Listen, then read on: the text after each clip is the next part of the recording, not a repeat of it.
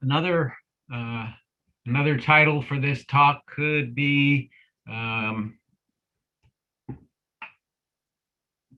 could be, do walnut growers irrigate when the trees are stressed or when they are stressed? Um, I'm going to give a very short history of irrigation scheduling just to set the stage. And back in, I don't know, the 50s or 60s, Wiemeyer and Hendrickson and Prune said, don't let the soil get too dry. So irrigate when the soil in the upper 6 feet of the root zone reaches permanent wilting point. That's 15 bars or 1,500 centibars. A little later, people were using tensiometers and saying, well, wait a minute, maybe just let it get to 80, not to 1,500. And then after that, and all the way up till now, the main irrigation advice is follow ETC. Now, basically, my summary of this is people were saying, check the soil, check the weather, basically check everything but the plant to manage irrigation.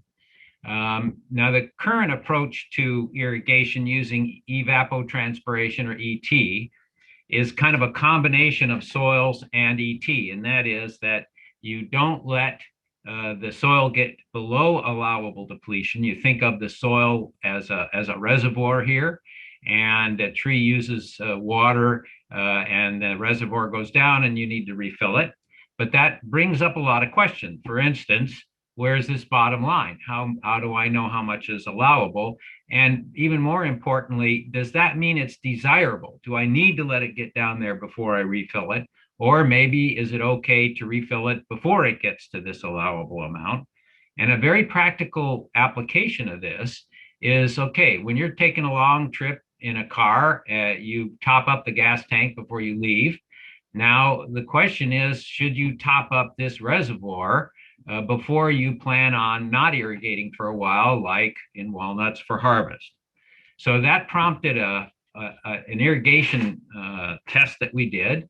Walnuts, as everyone probably knows, are famous for being very sensitive to dry soil, very sensitive to stress, and so they're kind of a poster child for don't stress this tree. So there was a walnut orchard near Red Bluff that you see a picture here. And one of the key grower concerns at this location was that the trees really looked stressed when they were harvesting them because they hadn't irrigated in a while. And the thought was, maybe we're not putting on enough water before then to keep them through that harvest. So maybe they need more. Do they need more water? Uh, the only problem with that was some observations that Bruce Lampinen and colleagues had been making, and that is that if the trees were irrigated or were too wet, kept too wet in the springtime, that you would get dark kernels and leaf symptoms like you see here in these pictures compared to these controls later in the summer. And so the idea was maybe we need to irrigate less in the spring, not more. So this prompted this Walnut Board sponsored research project with all these cooperators here. And our objective was, okay, let's just try this. Okay, let's in the spring we'll measure the water potential of the trees with a pressure bomb. I'm assuming everybody knows in my audience knows what that is. And then what we'll do is let the grower do what they want, and then we'll just wait to start until the trees hit some different thresholds. We thought we would try 4 of them, 1 bar or 2 or 3 or 4 bars drier, that is, than the fully irrigated stem water potential value, and just see what happens. Okay, so this started in 2014. Now, this was the first year, and the black line here is the line that is, you can say, is the ET line. It's actually ET minus rain. So when it rains, we kind of back off on what the requirement would be. But basically, you can see that the grower, which are these black dots, followed that ET line very closely. So it was kind of by the book. Okay. Our 1 bar threshold, we pulled the trigger a little bit because we were nervous, and it turned out to be about the same as the grower. So not too much difference, just a variation in irrigation system there. But when we waited for 2 bars or 3 bars or 4 bars drier than the baseline, we found like a 1 month delay in terms of, we didn't start irrigating till the end of May, early June. This was a big surprise. And it was a big surprise that this long delay didn't appear to hurt the trees. And it was even a bigger surprise because at the time of harvest, the irrigation manager noticed that actually our trees looked better than their trees, less stressed and healthier. So it didn't take very long. This was the next year for the irrigation manager to actually wait a lot longer than ET would predict to start to irrigate. So we never saw any problems, and they never saw any problems of the dark kernels or the leaf symptoms. So there wasn't a problem to be solved here. But the grower control changed that second year and was always changed like this from then on. So for instance, this was 2016, and that was a very interesting year because we actually had some rains. You can see these dips in this ET line, and that's caused by the rain kind of putting us back ahead a little bit. So we had some rains in April and May, and this is a good year of when, how do you know when to start when you get a little rain? And the growers started kind of in late May that year. But we didn't start until like early July at least for our 2, 3, and 4 bar treatments. So this was another kind of big surprise because they, leaf out in mid-March. So how is it possible that you can wait all the way until early July? Are those trees stressed, or do they just not feel anything? Well, okay. So what they feel is what we measure with the stem water potential. And this is a graph where the water potential is based on how much different it is from what we call the fully irrigated baseline in Walnut. So this dashed line means that they are at the fully irrigated baseline, they're wet. And if they're above that dashed line, they're even a little wetter than wet. And if they're below that baseline, then they're getting dry. And as far as down as they get, that's as far dry as they get. So what you can see is that in that period when we were waiting to irrigate, the trees were drier than the baseline. They were stressed. So that's exactly what we were trying to do. So the trees are clearly responding to the irrigation. So it's not like they're not being affected by this delay. Now, when we finally started irrigating, then the trees recovered close to the baseline, similar to the grower. So yes, they can be stressed, but yes, they can get recovered. And then there has always been a sort of a trend later on in the season, especially around harvest, for the grower to be the more stressed tree of all the other trees. You can see it's generally on the bottom of some of these groups. So if you talk about that we depleted the bank account and the trees ran low on gas, which they did here, it looks like you can reverse that just by irrigating, at least in this kind of soil that we had here. But there's no evidence of a long-term effect of having a low tank at some point in the season and not being able to recover that. Now, you can sort of measure that bank account by looking at the soil moisture. So this is a graph of the soil water content measured with a neutron probe. So inches in the top 6 feet. So we started out at about 15 inches of water. Now, how much of that's available? That's an interesting question. But you can see that all of these treatments dried that out pretty much equally. In fact, even though the grower got the most water here in April and May, and technically the other trees did never catch up to it, the grower actually ended up with the lowest tank at the end of the season, although that could have been just because of soil variability. Again, though, it looks like the actual tank that you're looking at may not be as important as other things, and I'll get to that in a minute. But before I do, let's talk about the yields. So we have lots of years of yield for this project, and we did have lower yields in the 2, 3, and 4 bar treatments the second year of the experiment, which is not unexpected. It was the only year where we actually got a statistically significant difference in yield, but things kind of turned around. And in the end, there really wasn't any difference in yield. The yields are not really great, and they were heading down, and we're not exactly sure what problems were out there. May had to do with pruning practices and the like, but basically this drying out in the spring doesn't seem to hurt yields in the long term. But there were some nut quality effects, and there were some where the grower treatment was at an advantage. And that is in nut weight, the grower tended to have a higher weight than most of the other treatments here. In terms of yield, also, it was kind of a parallel effect. The grower tended to have the higher yields, maybe not very different from the 1 bar and 2 bar and 3 bar, and also had a lower percent shrivel and a lower percent off grade, although again, these numbers aren't really large. So those were advantages of the grower in terms of nut quality. But there were other disadvantages where the delay had the advantage. And that was in terms of edible yield, the grower tended to have the lowest edible yield, and all the treatments were better than that. Same with extra light, the grower tended to have darker kernels, and the relative value, which is calculated based on a number of factors, also the grower was always the bottom of the heap.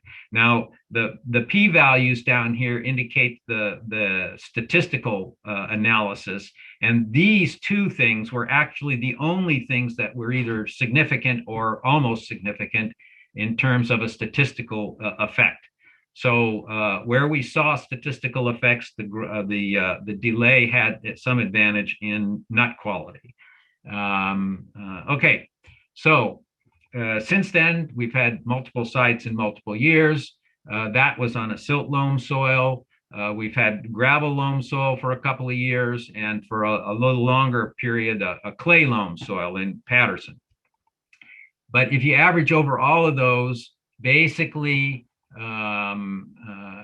if you count ET and when it starts as when you're supposed to start, it's almost 2 months after that, and 1 month anyway after where the growers are seem to be starting now. And even in those cases, the grower has not been matching ET, probably because of our influence, but even when we can apply a lot less, almost down to 50% of ET need to the delay treatment. Sorry. So this is not a small amount of water or a small effect. And if you can delay irrigation in the spring, the less irrigation you put on, less weed problems, less management issues at that time, is probably a good idea. So I'm going to talk a little bit about the soils, and you can see here in the gravel loam soil, the grower applied 76% of ET. This was all in the same year, 2019, and the delay was a little bit less. In the silt loam soil, the grower was applying about the same, 73% ET, and then the delays were a little bit less. And in the clay loam, the grower was applying substantially less than ET, and also the delay was substantially less than the grower. Now, that's how much water was applied. How did it influence the trees? So these are all the same graphs with the same dotted line here indicating the baseline. So in the gravel loam, you can see that even in the grower trees got almost 6 bars below the fully irrigated line, whereas the silt loam soil only got to be about 5 at the most, and typically around 3. And then in the clay loam soil, this was kind of a big surprise, is that the grower, even though they put on 51% of ET, was almost always right near that baseline. And if you just look at the average over, let's say, July to September, then in the gravel loam, the delay was around 3, and the grower was a little bit less than that. In the silt loam, the grower was a little closer to that baseline, not as far below it, and the delay was behind that. But then in the clay loam, the grower was almost right on the baseline, and the delay was only about a half a bar below on average.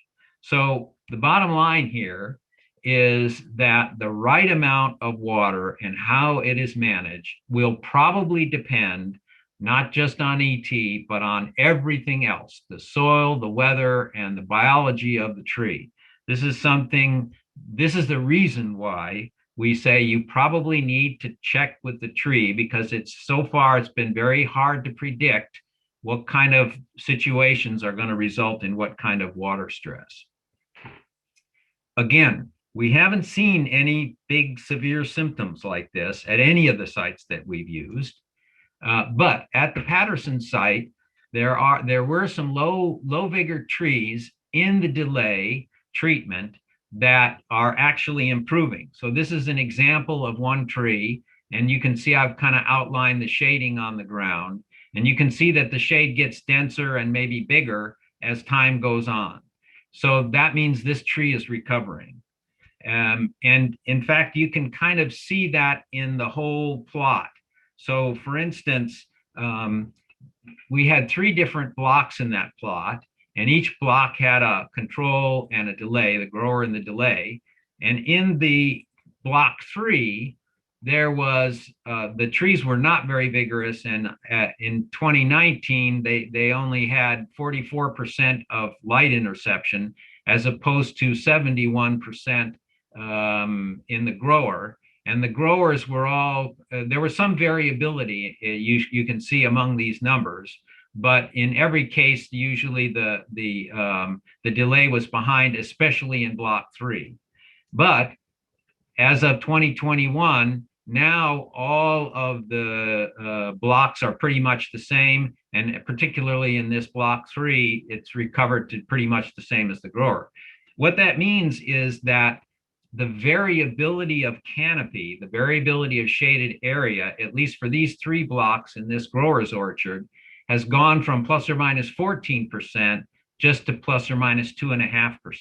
So probably this backing off in the spring has allowed the trees to fill in more uniformly, and that's an important advantage there. So it may have, waiting for the tree to tell you when to start irrigating may have long-term benefits, but as my mom used to say, this is not going to happen overnight. It's going to be a long-term process. So thanks for your attention, and maybe you have time for questions.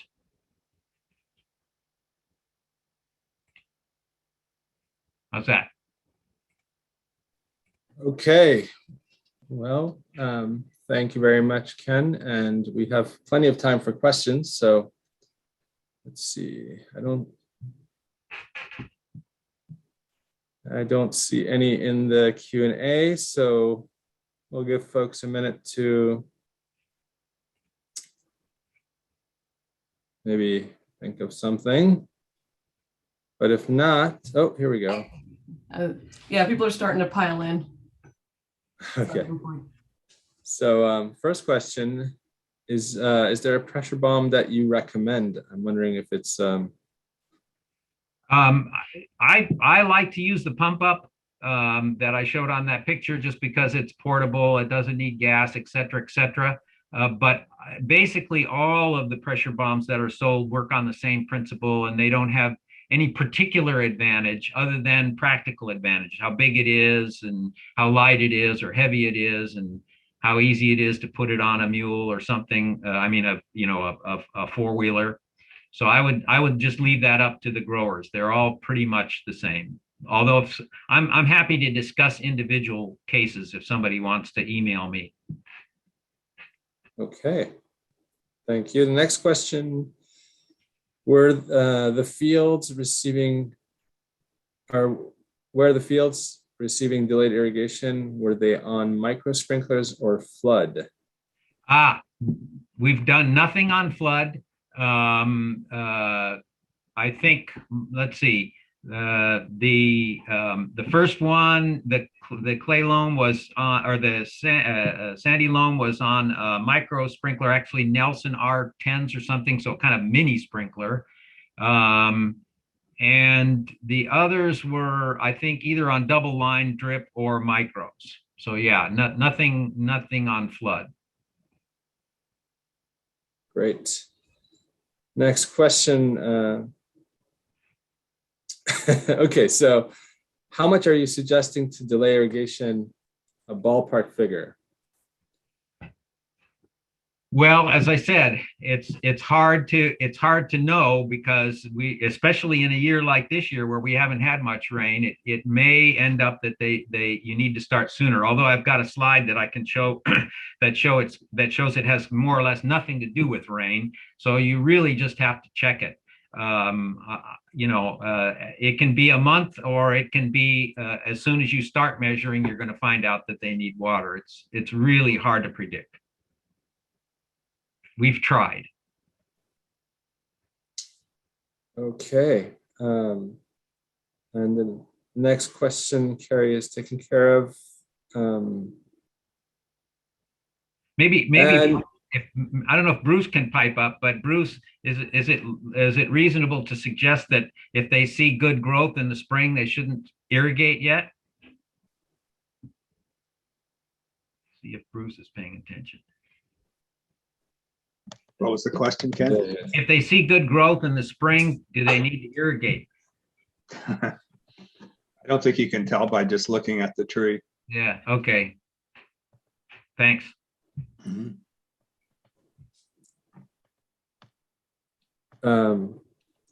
Okay, next question. Does this mean that walnut crop coefficients will need to be reevaluated? Short answer, yes. With respect to Although I would add okay.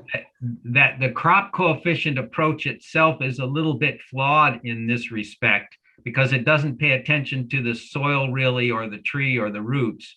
So if you consider the crop coefficients as the recommended irrigation coefficient, then no matter what we do is probably not going to help. But if you just consider it as a ballpark number that you need to adjust just to keep yourself, I don't know, get an overview of how much water you end up putting on over the season, then the ones we have are probably fine, because we have documented that the trees are using that water. But just on different soils, that may get to a point where they're stressed, or it may not get to a point where they're stressed, depending on how those roots are rooting out and how much water that soil's got.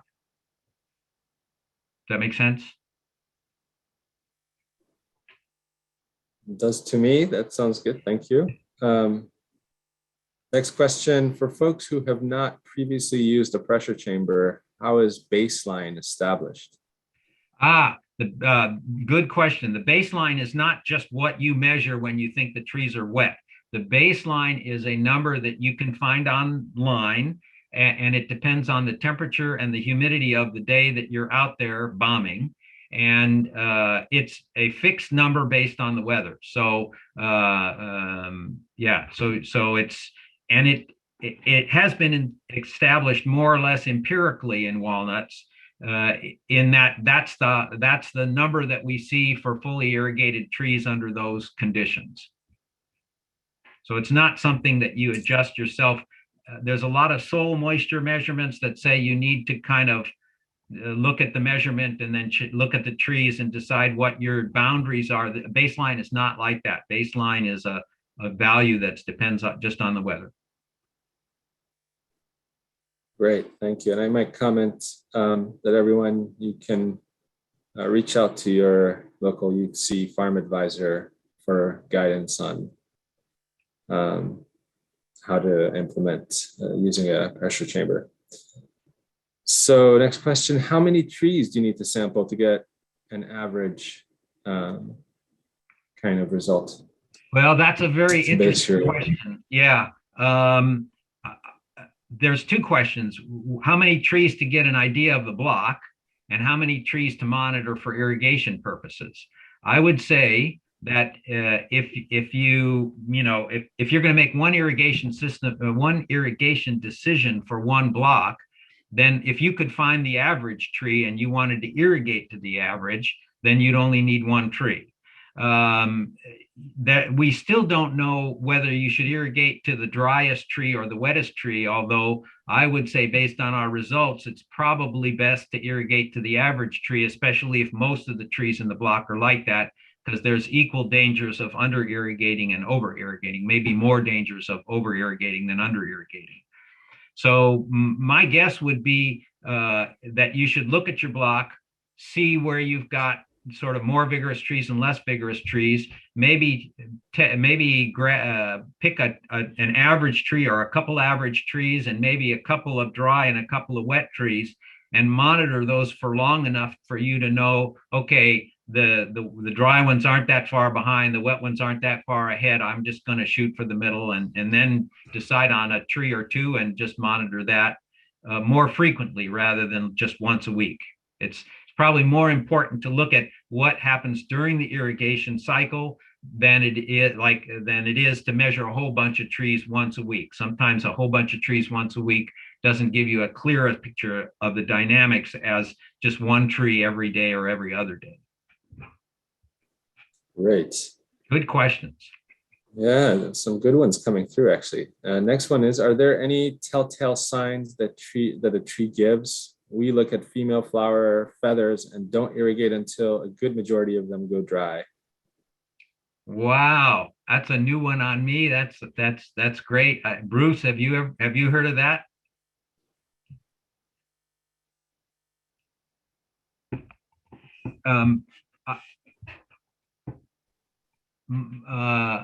I think we. Sorry, Ken, I think I missed the question. What was the question? Go ahead, come here. Well, this girl said are there just looking for telltale signs that a tree might give that it needs to be watered, and they offered that we kind of look at the female flower feathers and don't irrigate until a good majority of them go dry. I haven't ever heard that either. Yeah, I don't know. That's not that. The next time I'm out there, I'm going to be checking those female flower feathers. I think Ken asked earlier about how you decide if you can see any visual clues in the spring, but really those initial preformed leaves just come out no matter what. It's a matter of how much they expand might be a little different, but you're probably not going to notice that. So there's not really any telltale signs that I'm aware of. I would certainly jump in and say, with our studies in the Patterson site, we're not irrigating until we're well past flower stage. Leaves are out. We're measuring the leaves. So I would say that probably doesn't have any science or research behind it, but worth looking into. Yeah. And there's another question that caught my attention along these lines. So I might just jump to that real quick, which is a farm advisor said that if the leaves are cool to the touch, you don't need to irrigate. What do you think? Well, that is a very good test. If I would say with the proviso, okay, the leaf needs to be pointed at the sun, in the sun, and if you feel a leaf that's in the sun and it's cooler than the air, you know that leaf is evaporating a lot of water, and that means its stomata are open and it's probably fine. Now, that's not very quantitative, and how warm is too warm. Those are all problems. But basically, if it's cool, then it's probably got plenty of water. Great. So following up on that, how early can you take reliable measurements off of new leaf tissue? Actually, you can take reliable measurements on dormant stems. So you can measure anytime. Usually if the leaves are really young, I would still bag a whole little shoot and then take the stem, rather than try to do a leaf. If the leaves are super young, they get squashed easy in the pressure chamber. I mean, the seal and so on. Again, maybe Bruce may have an idea about how soon. I usually take leaves that are at least fully expanded. So I don't know how, I've never really tried super young leaves. Yeah, I think they really have to be pretty darkish green. If they're light green, you tend to get a lot of bubbling. It's very hard to find the end point. So Ah, Okay, thank you. So nice to see Bob Beatty could not hold back, and he has a question. Does a grower have to employ the pressure chamber and stem water potential in order to make accurate changes to their irrigation program? well, I guess no, if they can make changes to their program any day, anytime, anything they want, right? I mean, one question is, what do you mean accurate? I think that you really need to check the tree somehow. And so far, the bomb is all we have that's reliable, in order to decide if what you're doing is okay or not. So I guess, yes. And then we have a request that we for doing a course on the pressure bomb, which is duly noted. We will get on that collectively. Absolutely. And finally, were there any yield color issues or visible drought symptoms in the field that was 6 bar below baseline? Carrie might be a good person to mention that, or Bruce. My impressions are that you see a little less growth and a little smaller leaf size, but otherwise they look healthy. Carrie? Well, I would also say that in our site, we were looking at, I think 3 bars below baseline was the trigger point, and that was on average. So I don't think any of our trees were really 6 bars below baseline. They may have been at 6 bars. But in Patterson, I don't think there might have been one tree that was that low, and then by average it came out. So there were other issues in the field, but that was more related to spider mites and boron in the water and things like that. So I think somewhere around 7 or 8 bars below baseline, you'll start seeing shrivel on the hulls. But I'm not sure you'll see any visible symptoms at 6 bars below. Okay, thank you very much, everyone. That's a nice set of questions, but time to move on